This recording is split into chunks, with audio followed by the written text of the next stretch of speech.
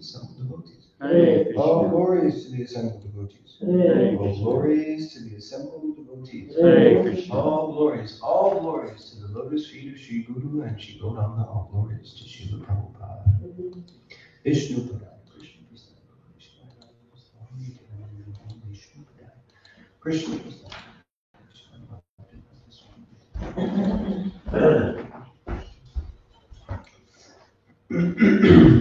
Hare Krishna, everyone. So, here I am again.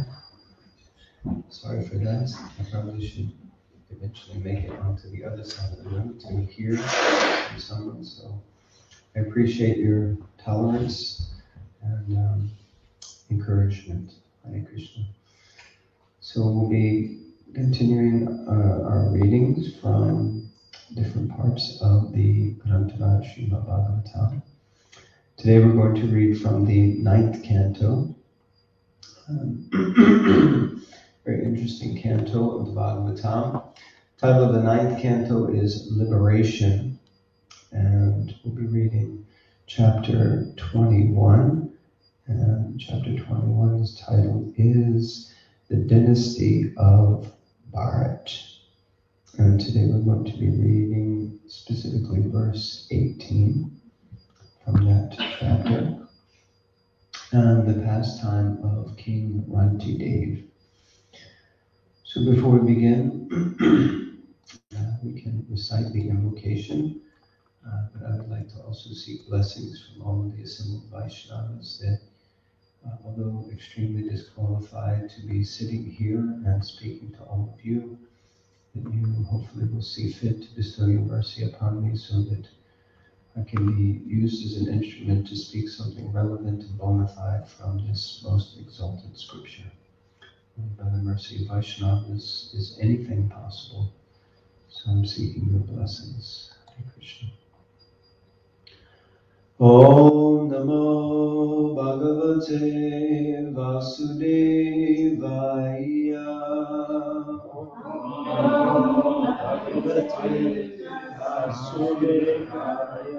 Om Namo Bhagavate Vasudevaya.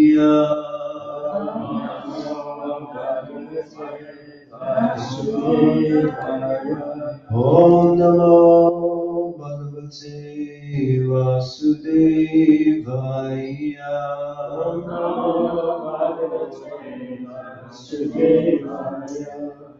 Tat prasanganubhavena Ranti devanuvartinaha Abhavan yogina sarve Narayana parayanaha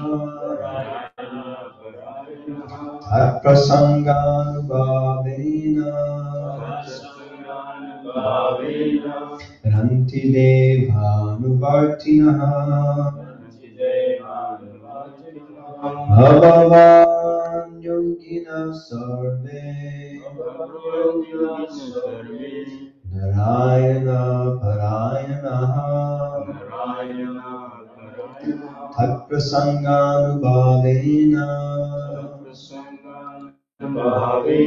Ranti devanuvartinaha Abhavan yogina sarve Narayana parayanaha.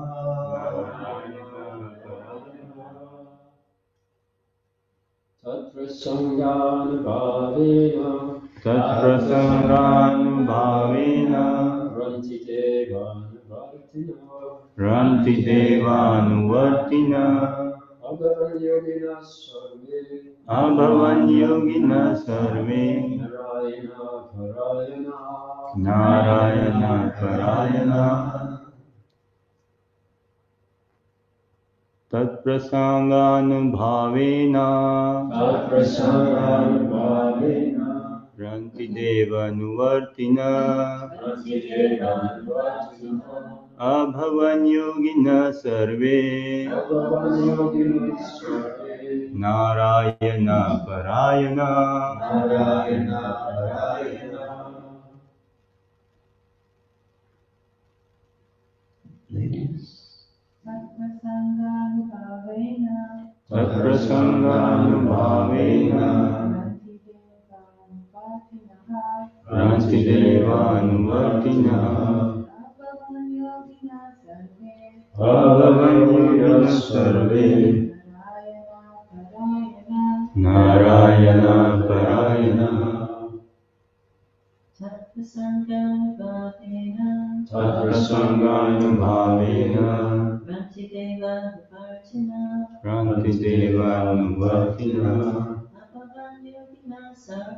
Bhagavan yogina sarve Narayana Parayana.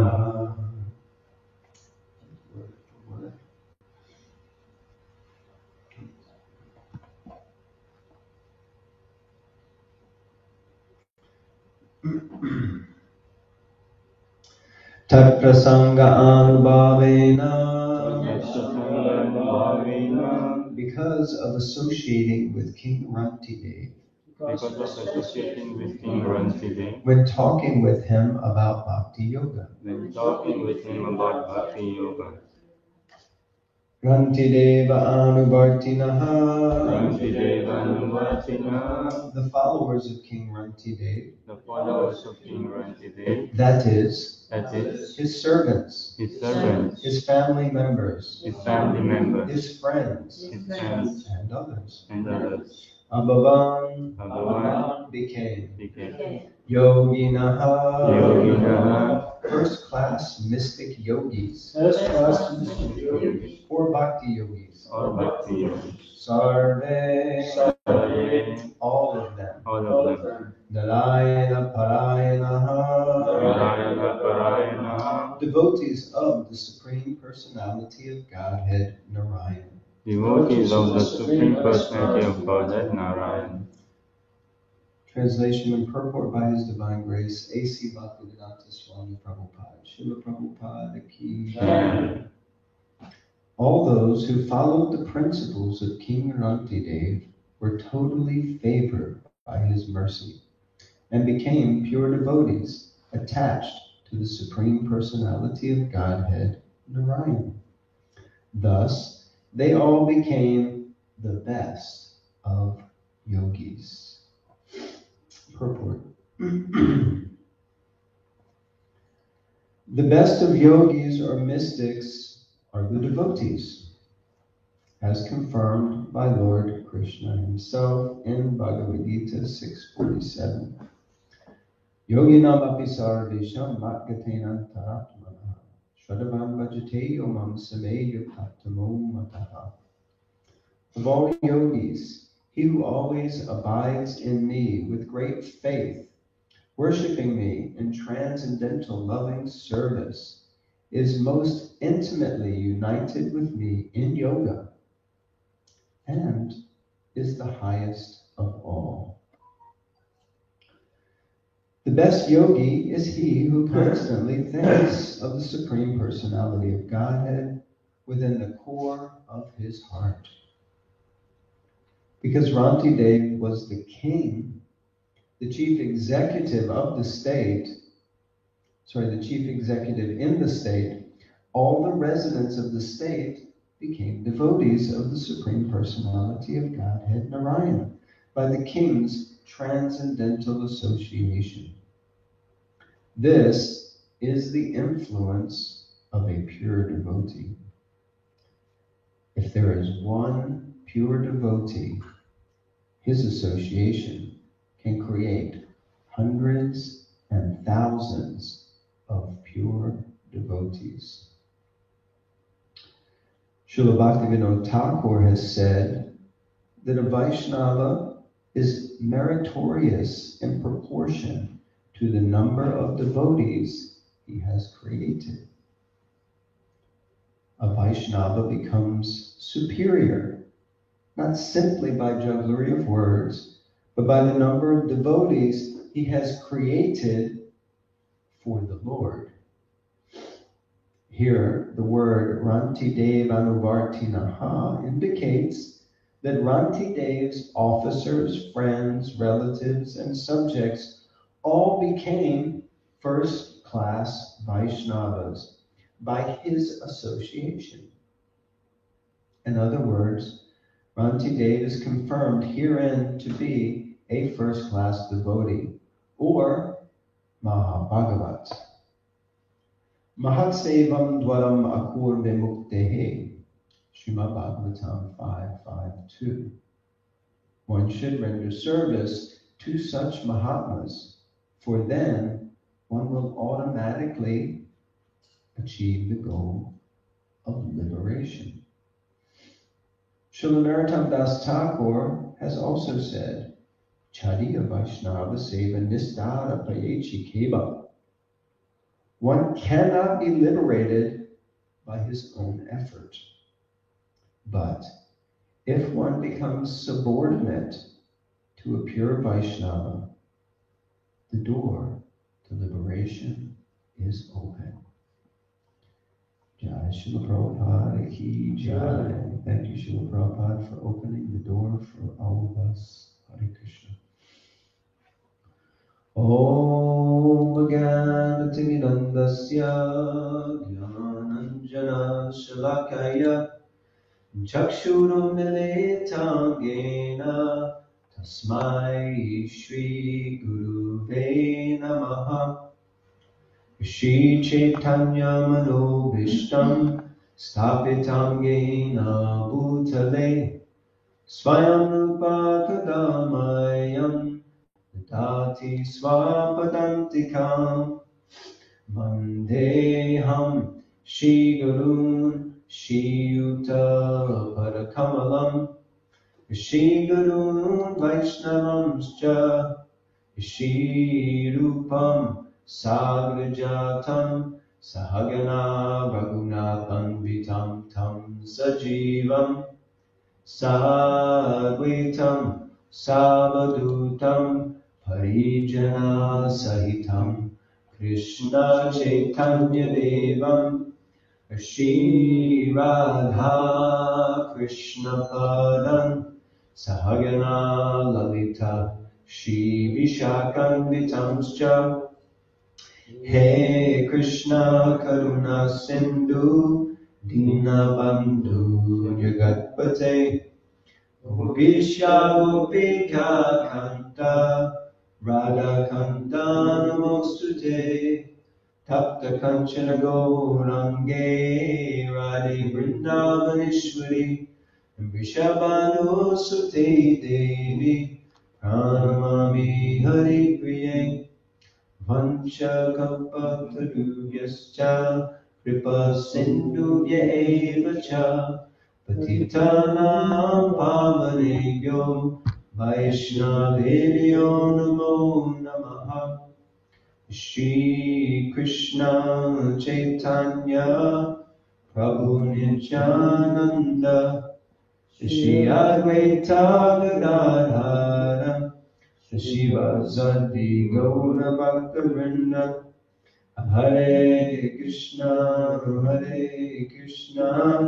Krishna Krishna Hare Hare Hare Rama Rama Rama Hare Hare. Jai Shri Prabhupada Ki Jai. Srimad Bhagavatam Ki Jai. To verse again. Tat prasangam bhavena ranti devam vartina abhava yogina sarvena ayana parayana. All those who followed the principles of King Rantidev were totally favored by his mercy and became pure devotees attached to the Supreme Personality of Godhead, Narayan. Thus, they all became the best of yogis. So, very, very instructive pastime.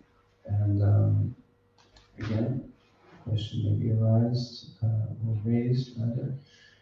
Who here is familiar with this pastime? Anyone not familiar? Anyone kind of Rantidev? Oh yeah, what was that? Something. Okay, everyone's very familiar then. You're just saying that, whether you could probably recite the whole pastime verbatim. In fact, you were probably the personification of Lord Rantidev. So, anyway, the pastime is that Rantidev is a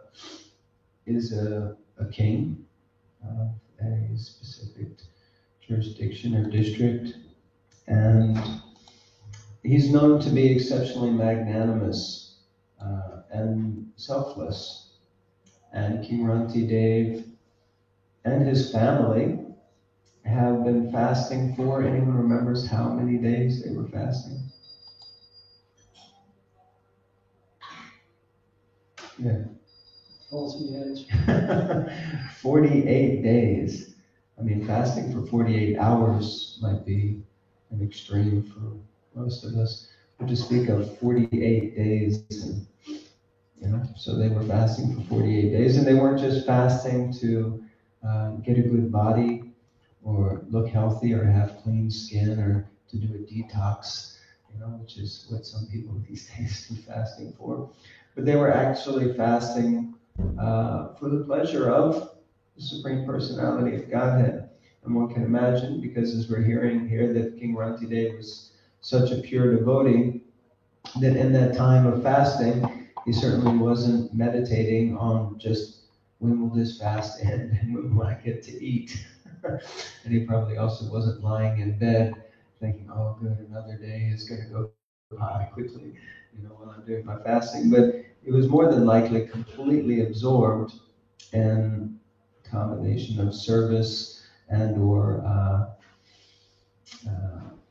contemplation, absorption, and meditating on the Supreme Lord. And his family was following suit. So the end of the 48 days had come, and King Rantidev was about to break fast. It's described that he had some water. And you can imagine after 48 days, just a cup of water must be like, oh, yes, a cup of water. And also it's described that he had some foodstuffs made specifically from, anyone remembers? Milk. Yes, exactly. Have you read the whole pastime? You're the personification of the pastime. Yes, so just some ghee and milk. And then, right as they were about to break fast, what happened? There was a knock at the door. And who was at the door? A Brahmin. Jai ho. Brahmin ki jai. So the Brahmin came to the door, begging alms, and what did Rantidev Prabhu do? He said, sorry, mate. I've been fasting for 48 days.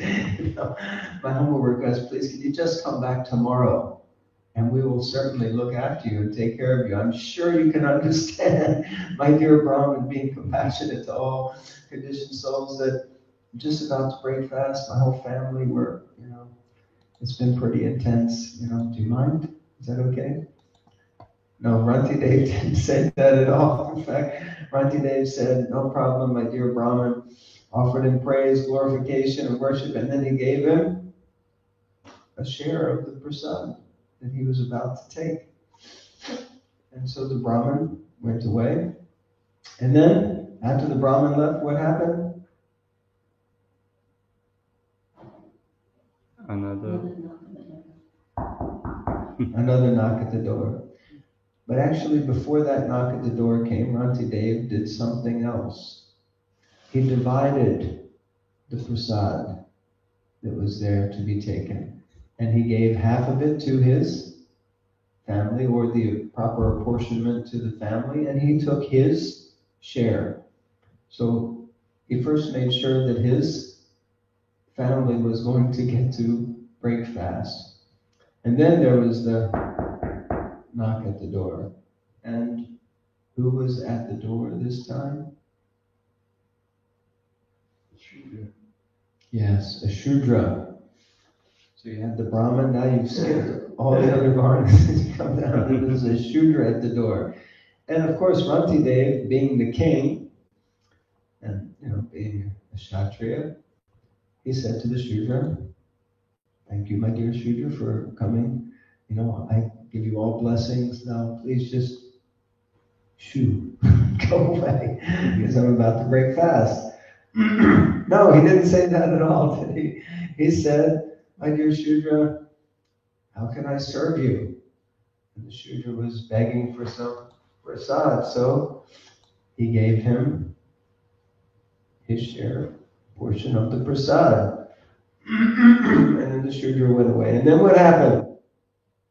He was left with just a little bit of prasad and this glass of water, and he broke fast, right? Yes? No? Oh, what happened? Again a knock. Oh, another knock. Another knock at the door. I mean, by this time, I would be a little bit like, I would have been like that after, one day of fasting with the speaker 48. And now there's a third knock at the door. I've got my glass of water, a small portion of the prasad that was left now. My family is broken fast. I fed a Brahmin, fed a Sudra. There's a third knock at the door, and who's there? Well, not a Chandala, but a man with some dogs. Now, of course, the king said, okay, somebody's having a laugh around here, right? It's just like trick-or-treat, Halloween, what's going on here? Why are all these people showing up? Don't they know I've been fasting for 48 days? And, I've already served the Brahmin, I've served the Shudra, and now there's some crazy guy at my door with a pack of dogs. And, certainly the king can let him know this is not an appropriate time. Like we were talking about drawing boundaries the other day. I've got my boundaries here, right? You can't disturb me right now. I need my time in order to break fast and preserve my own life, for God's sake. So please, Mr. Man with your dogs, just go away. Is that what he said? No. Rantidev, what are you doing? No, Rantidev said, oh, my dear sir, with your dogs, here, have all of my prasad, except for the cup of water. Take the rest of the prasad. Feed your dogs. Make sure they're looked after. Make sure they're cared for. Really? So now Rantidev is on the verge of death, fasting for 48 days, and he has one glass of water. And this glass of water, cup of water, can basically sustain his life. So of course, what happened next? Rantidev drank the water, right? Sustained his life? No? Sangha Thakur, what happened? What did he do? Oh my God! Another knock at the door. I would really be like, I would definitely be like, shh, everybody now, be quiet. I'm just going to pretend like we're not at home right now. Okay? Shh. Don't go away, just be quiet. But no, Rantidev opened the door, and this time, who was at the door? A Chandala. And you think the Chandala, right? Chandala is, what is a Chandala? Chandala is a dog eater. I mean, I was thinking, I would have said, hey, look, Chandala Ji, there's a man with a pack of dogs. I just fed them heartily. You can go and sort yourself out of there. I really haven't the time for you because I've been fasting for 48 days. My dear Chandala, do you get that? 48 days I have not eaten or drunk anything. And look, all I have left is this cup of honey, jal. The only thing I have left is this water. And this is what's going to sustain my life. So please, dear Chandala, I will happily serve you another time. But for now, just be on your merry way. But that isn't what he said either, is it? By the way, I'm really revealing my heart here. What I would do in this situation. No, King Rantidev then he spoke some very powerful verses. In fact, he spoke 2 verses, and we'd like to read those verses. Maybe you can show them on the board. So, starting with verse 12. So, King Rantidev says, I'll just read the English for the sake of time. Jai Jai Shikori Nitai Michael Shashi Ki Jai Shri Tosina Ji Maharaj Ki Jai Shri Giri Dadipal Ki Jai Shri Ki Jai.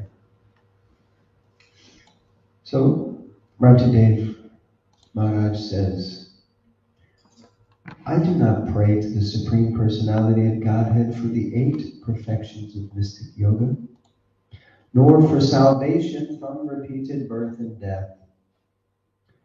I want only to stay among all the living entities and suffer all distresses on their behalf, so that they may be freed from all suffering.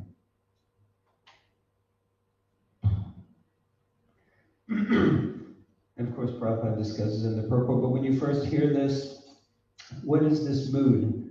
Can you hear any mood here, any specific person, any other prayers or other personalities that you can think of that comes to mind who have this mood? Say it again. Prahlad Maharaj. Prahlad Maharaj, yes. Prahlad Maharaj expresses in his prayers that he's not concerned for himself. He's simply concerned for the fools and rascals who are trying to enjoy in this material world and suffer. He's not concerned for his own liberation. He's simply concerned for everyone else. Anyone else it reminds you of? Yes. Yes, and Prabhupada mentions this in the purport, Vasudev Datta, that he made a similar statement, that he would take on the sinful reactions and suffer for everyone else. So this is a very powerful mood. And then, after that, verse 13, Rantidev says, by offering my water to maintain the life of this poor Chandala, who is struggling to live, I have been freed from all hunger, thirst, fatigue, trembling of the body, moroseness, distress, lamentation, and illusion. Jeez, just by offering some water, you can get this. But not just that. After undergoing so much austerity for the pleasure of the Lord and service, to then, as a last offering where you could save your own life or give your life so that someone else might live, King Rantidev does that. And then he gave his cup of water. Like, I don't know if I'm going to be able to drink this water now after I've used it so much. I feel like a sense gratifier if I even take a sip of it. Just thinking about it, I feel ashamed. But he gave this water to the Chandala, and the Chandala drank it and went away. And then something remarkable happened also. After that, the demigods appeared and they revealed themselves that they had been these different personalities. And they appeared and they were kind of in the mood of offering Rantidev some benediction, as they would be, because he satisfied them, he pleased them, he set such an amazing example. But it's described there that Rantidev, King Rantidev, he actually, when he saw them, he thought, oh, they've come here they kind of fooled me, but they're here to offer me some benediction, and I really don't have any desire for any benediction from them. And he just began to meditate within his mind and within his heart on the lotus feet of the Lord. And it's described that actually by this meditation that King Rantidev became completely fixed on the lotus feet of the Lord. And because he was a pure devotee and always Krishna conscious and free from material desires, then it wasn't possible for the illusory energy of the Lord, for Maya, to touch him. And it says she could not even exhibit herself before him. He was so pure in heart. On the contrary, for him, Maya entirely vanished, exactly like a dream. Wow, that would be really good, wouldn't it? Maya just completely vanished like a dream. So this is the pastime of King Rantidev, and we see his exemplary mood and example, and just because all of the devotees seem to appreciate it so much, I'm not going to go too deep into it, we don't have so much time, but I did create another acronym for this pastime. Anyone remembers the other acronyms? Anyone remembers yesterday's acronym? Fear. Fear, yes. Fame was the day before, but well done. Fear, yes. Anyone remembers what it stood for? F? False ego. False ego, yes. E? Envy. Envy. A? Anger. Anger. And R? Revenge. Revenge. Yes. Fear. So today's acronym is PURE. P-U-R-E. Pure. Why? Because King Rantidev was pure at heart. And he was so pure that he could tolerate so many things. Yesterday we discussed also within class how overcoming all of this mentality of false ego, the real key is humility, to become humble. And we see here that King Rantidev is also very humble. He's free from false pride because he's able to offer respect to all living entities. So he's really the personification of this verse, Trinada Pisunichena, Toda Pisihishuna, Amanina Manadena. And in this way, he is, as Prabhupada says in the purport, he is Yoginam Api Sarvesham. He is the best of all yogis. So P stands for perfect yogi. So he is the perfect yogi. And King Rantidev is setting the perfect example because and it's interesting, here we see that he's not a Brahmin, but he's actually a Kshatriya. He's a king. He's a leader. And he's setting the perfect example because he cares equally for everyone in his kingdom. He didn't just show respect to the Brahmana and then disrespect or not show the same respect to others, but actually he was genuinely seeing within his heart, or within the heart of all of these persons who came before him, he was seeing Krishna.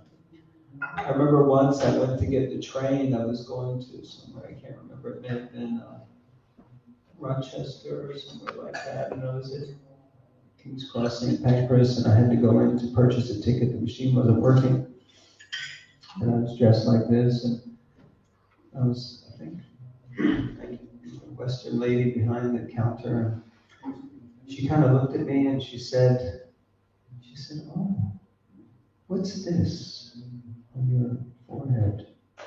I said, "Oh, this is called tilak." I said, "It's actually sacred clay from the banks of the Ganges River." And she said, "Oh," and I said, "You know the Ganges?" And she said, "Yeah, it's in India, right?"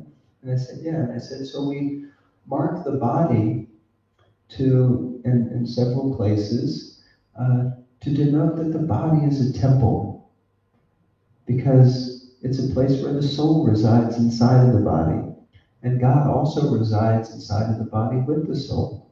So therefore we try to remind ourselves daily, because it's so easy to forget. And she was like, it was almost as if she had become mesmerized or hypnotized, you know? And she just went, "That's so beautiful." And I thought, wow, I've never had a response like that. You know? So I thought and I said, so do you believe in the soul? And she was like, yes. And I said, so we should also treat everyone else with respect. And because we remind and mark our own body with these markings, that the body is like a temple, then we also have to look at everybody else and see that their body is also a temple, because the soul and God is also residing in their body. She just was, it was like she was about to cry. You can imagine selling tickets all day. Probably she hadn't had any kind of conversation about the soul or anything higher than, hey lady, where's my ticket? And she just said, that is so beautiful. Thank you so much. And I just thought, isn't it so powerful, if we just speak the truth sometimes, that it touches the heart of people, because Krishna is in the heart. And we were just reading yesterday in the Bhagavatam how Krishna is in the heart of everyone, so he can give them guidance and instruction from within. He can give them a good idea sometimes. He can also give them bad ideas sometimes, I guess, or he doesn't give them bad ideas. They come up with their own nonsense. But the Lord is in the heart. So the perfect yogi sees the Lord not only within their own heart, but also within the heart of every other living entity.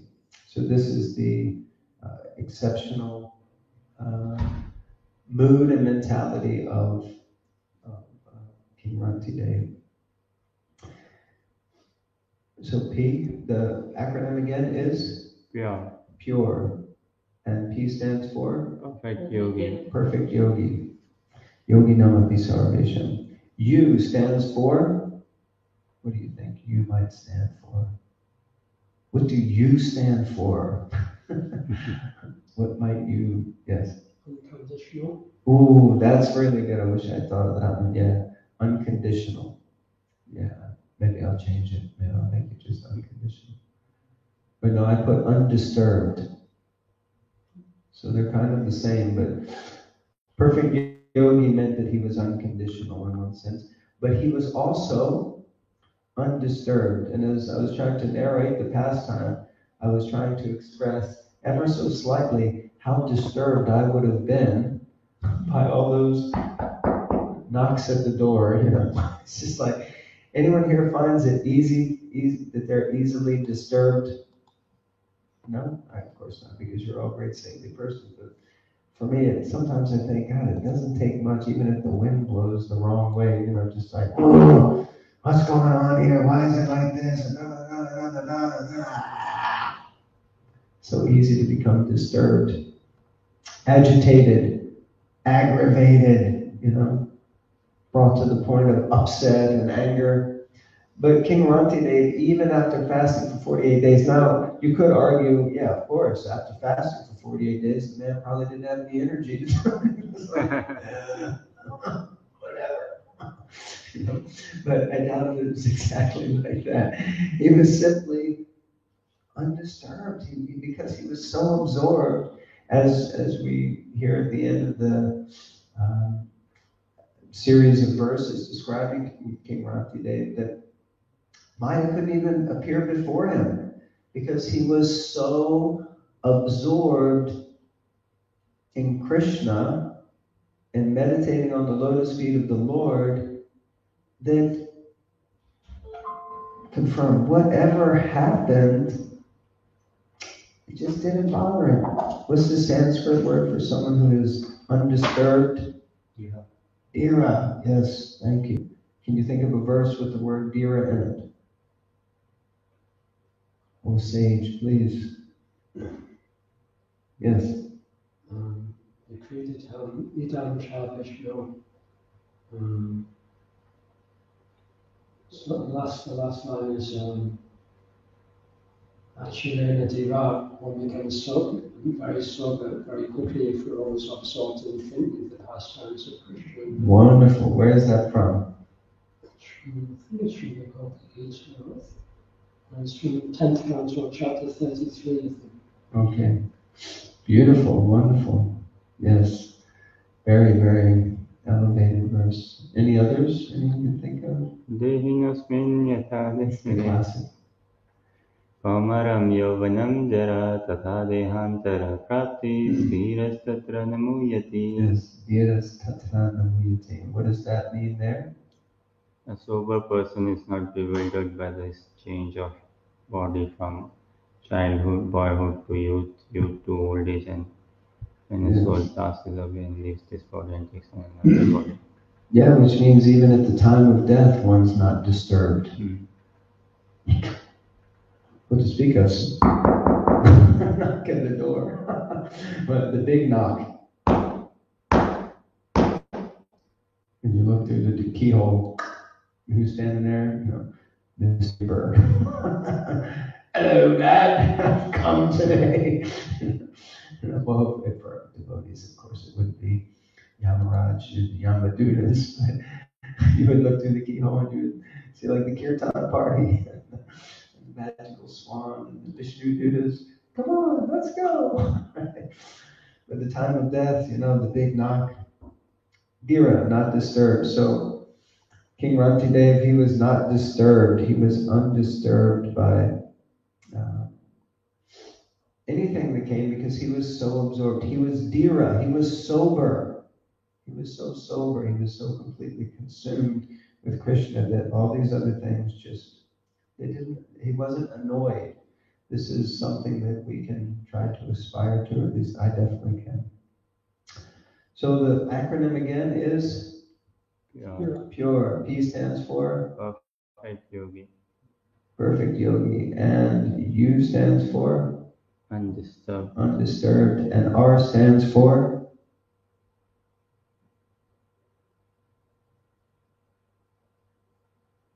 What do you think? What was he to everyone who knocked at the door? Not only was he not disturbed, but he was he was respectful to everyone. And today I am determined to be respectful to all of you and observe the fact that the class should finish at 8:30, so I've got 3 minutes, so I'm going to make it really quick. So he was respectful to everyone who came to the door. So again, this verse. So you could say undisturbed means he was also tolerant. Yes? Perfect yogi means he was also humble. Yes? So he was the perfect yogi in humility. He was undisturbed, so he was tolerant, and he was respectful. So, like that. Acronym again. P. Yeah. Perfect yogi. U. Undisturbed. R. Respectful. And E.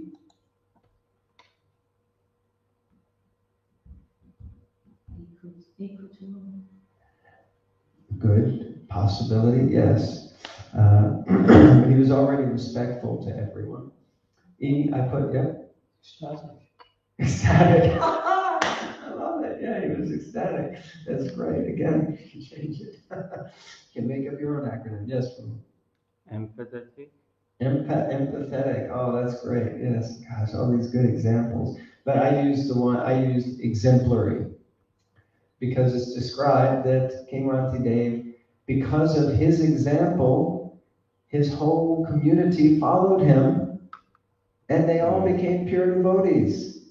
And he's the perfect example of a pure devotee because he made his whole community pure devotees. So he was a living example. And Bhaktivinoda Thakur says that a pure devotee is to be judged how? Not by the number of rounds he chants, not by how he chants his rounds, but by the number of devotees that he creates. And I was thinking about this, that it's not just in one sense about creating devotees. And I was thinking, okay, so we often might think creating devotees means how many devotees we make, how many devotees we bring. But just in one sense, because someone comes, it doesn't mean that we've created a devotee. It just means we've brought them to the gate of devotional service. To create a devotee means also to maintain a devotee, to develop a devotee, to keep a devotee. This means also creating a devotee.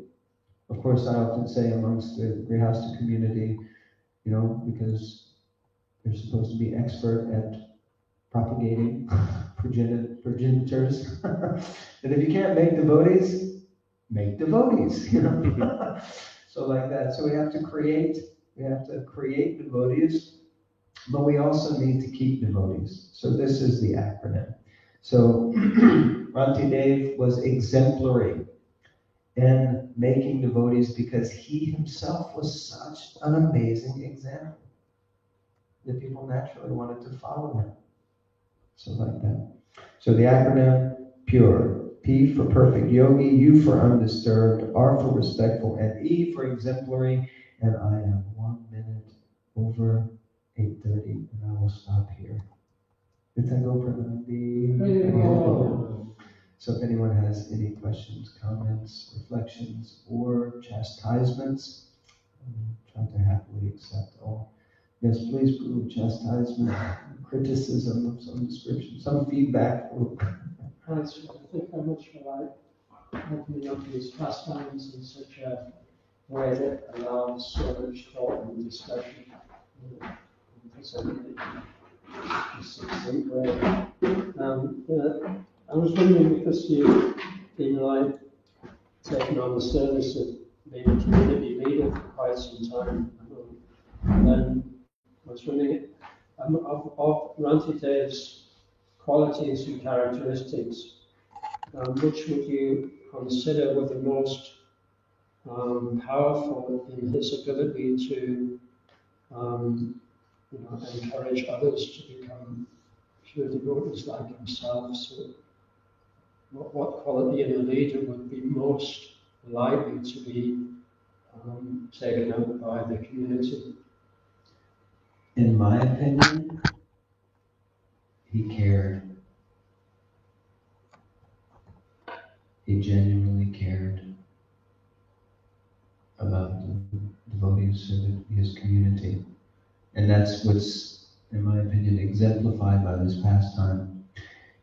And it's interesting because for years I had heard the pastime of Rantidev, but when I went to look it up and study and explore it, I couldn't find it in the.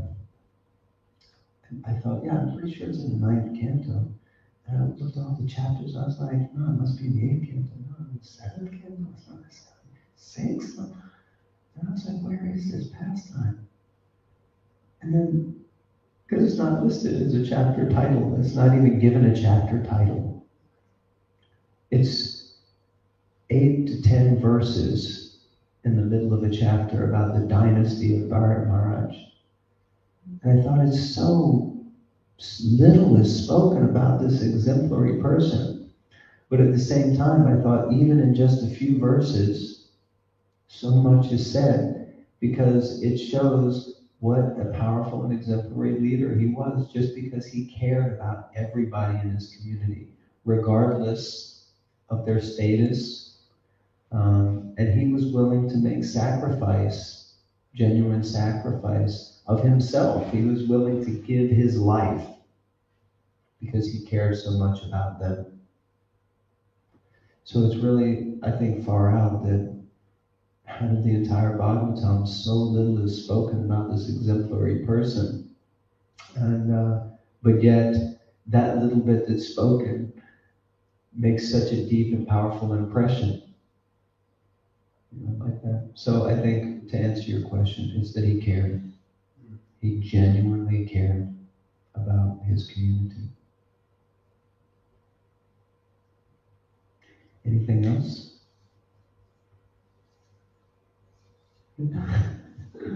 How to balance Care for the community and self-care. Perfect question. I wish I had a perfect answer. And that's part of the reason why we shared this pastime, because we were meeting with some of the leaders and discussing this point of self-care, because it's often something that that amongst devotees in general is not there, but also amongst leaders, you could say, theoretically especially, is not there. The tendency is to try to sacrifice so much. And I would say the balance, like my spiritual master once, he gave an answer to a person who wanted to make a donation. And the person said, Maharaj, how much should I give? It's a pretty good question, right? If you're like, Sharangar, if you're on the street distributing books and someone says, how much should I give? What's your answer? Give everything. There you go. True Sankirtan. How much is in your wallet? Just give it all, it's no problem. Have you got a bank account? He can take you there. Well, his answer was, it's not a specific amount. And it's not the same for every person. And he said, you should give right up until the point where you feel that pinch. And you think, ooh, So if that's like 10 quid, but as soon as you think, shall I give 11? And you start to feel, that feeling where you're like, then you have to pull back and just give the 10. He said, but if for you it's like you can give 1,000, but 1,001 is like, we're tipping the scales here. Just give 1,000. But you should give up to that point where you feel that pinch. So I would say that it's kind of similar, because the danger is, as soon as you go over that point, what will start to happen? In a donor, who you kind of, if you've ever had the experience of pushing someone to give a little bit more than what they really wanted to give, and they may do it. Oh, go on, give another 500. And they might add the 5 to the check, but you might also sense something in them as well, which is? It's going to make relationships difficult in the future. Yeah. Resentment. Exactly. That's what I was thinking. Which the result of resentment is relationship damage. Because it says, if you give in a certain mood, if you give with a mood of resentment, that's not in the mode of goodness. It's in the mode of passion, at best, or ignorance. So then what we would be doing is forcing someone into the wrong mode of donation. And that's going to damage the relationship. It's going to cause resentment in them. Now, the ideal would be that through certain cultivation, we would be able to help people to continue to move, because it's not that we would theoretically say, like when we first come to the temple, I'm okay to wash the pots, but I'm not doing anything else. And then for the rest, another 20 years, it's like, but hey, if someone comes regularly and washes the pot for 20 years, I think that's worth like taking the hat off. All glory is to you, Consistently, you distributed one book every day. Actually, there's one book, I can tell the whole story. But, just distributing one book every day for 20 years, is that pretty good? Would we say? Or would we be, after the first year, a little bit like, hey, punk, one book a day, I used to make jokes sometimes with the Sankirtan devotees who wouldn't do big scores, like, there's a guy on Oxford Street just blowing a recorder. I see more Lakshmi in his hat that he brought back, And you think, wow, that's terrible. It's like, Bhaktisiddhanta was like, if you distributed one magazine, he was like, and we kind of like, but just imagine if somehow through our encouragement, someone continues to distribute just one book a day for like 20 years. Isn't that glorious?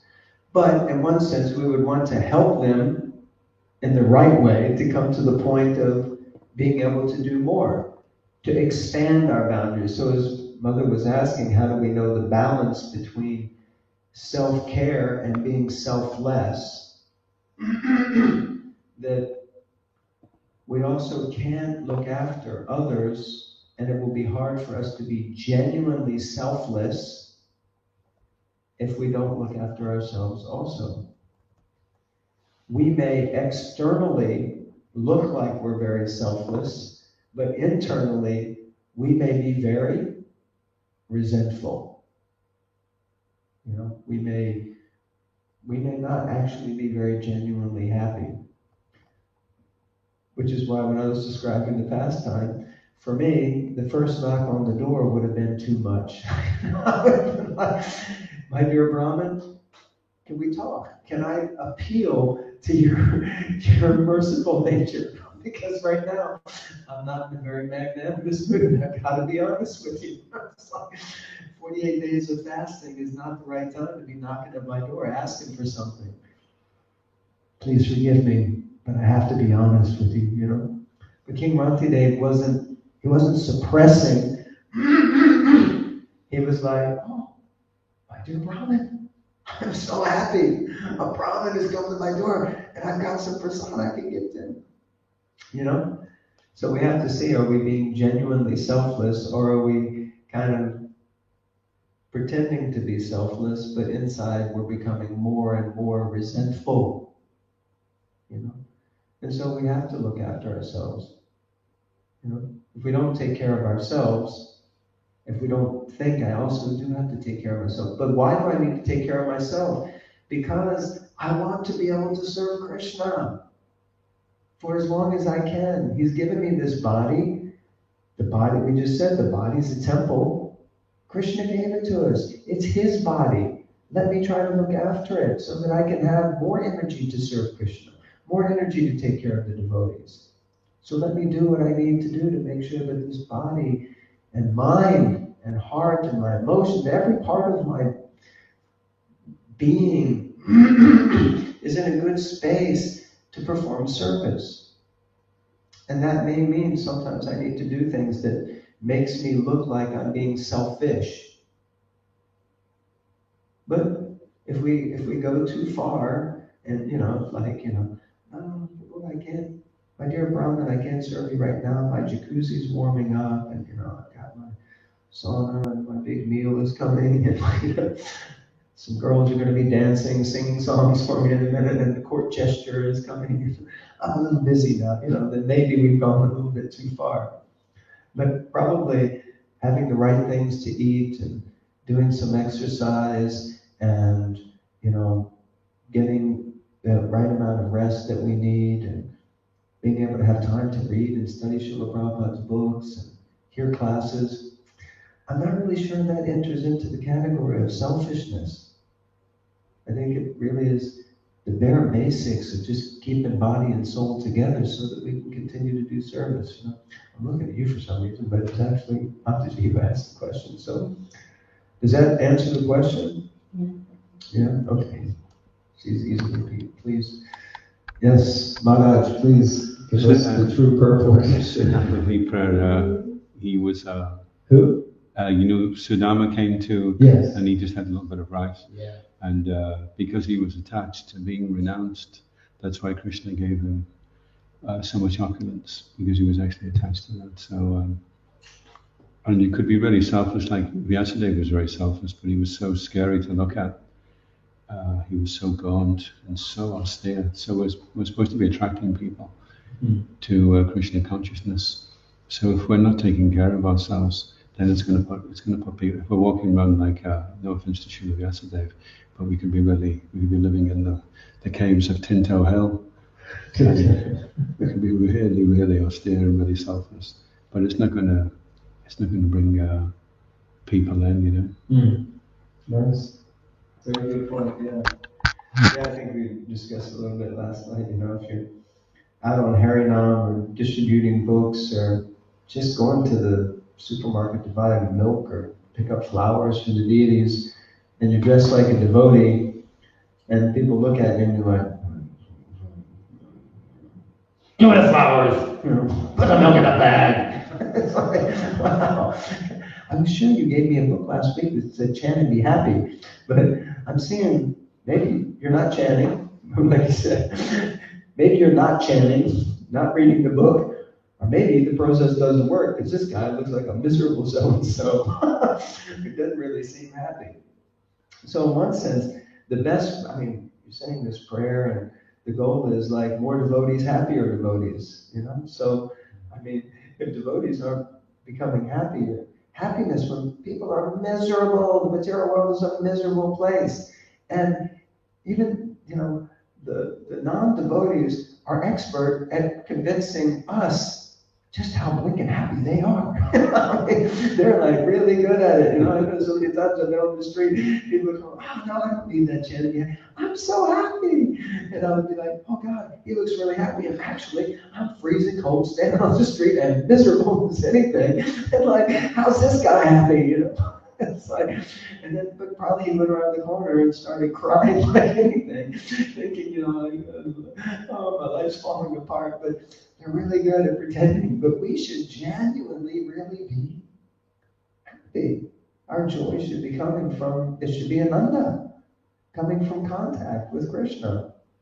So, yeah, it's like happy devotees attracts other people. Because people, I think I told this story before, and I will stop with this, but, you know,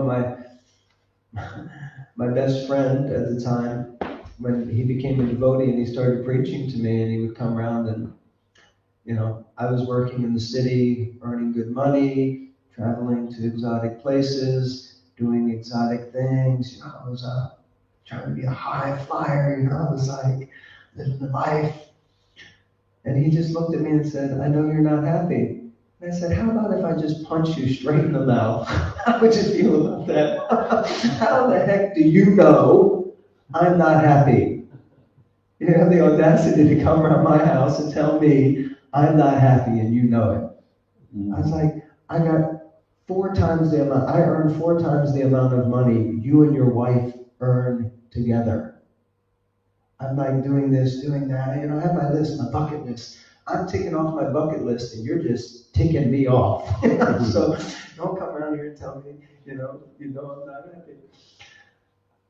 But we remained friends, and we would keep chatting, and he wouldn't leave. I wouldn't kick him out. We'd stay, and we'd talk philosophy all night. But then the next day, when he would leave, I'd be like, how does that guy know I'm not happy?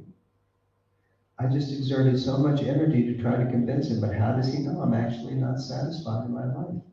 That no matter how much I earn, I always want more. No matter what I tick off the list, I only create more things on the list. The list is never ending, it's unlimited. But I'm not going to let him know that. I can't, because I have to be right.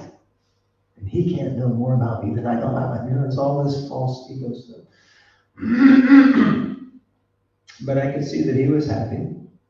I could see that he was actually having real genuine transformation in his life, and that he was giving up things that we had been attached to for so many years. And he was genuinely and he was able to sit in front of me and be honest with me. That he himself realized that he wasn't happy. But, you know, it took a while but that's good, you know, it was good preaching because he was a good example, actually.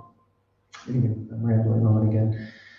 And my wife is like, you know, you promised to finish the class on time. And I did. But now I've talked way too much again. So please forgive me, but thank you for your questions. Thank you for your input, Guru. As always, such an amazing example of a pure-hearted Vaishnava. So thank you all very much. Hare Krishna. Grantaraj Srimad Bhagavatam ki jai. Bhakti Dev Prabhu ki jai. Nitai Go Premanandi. Jai.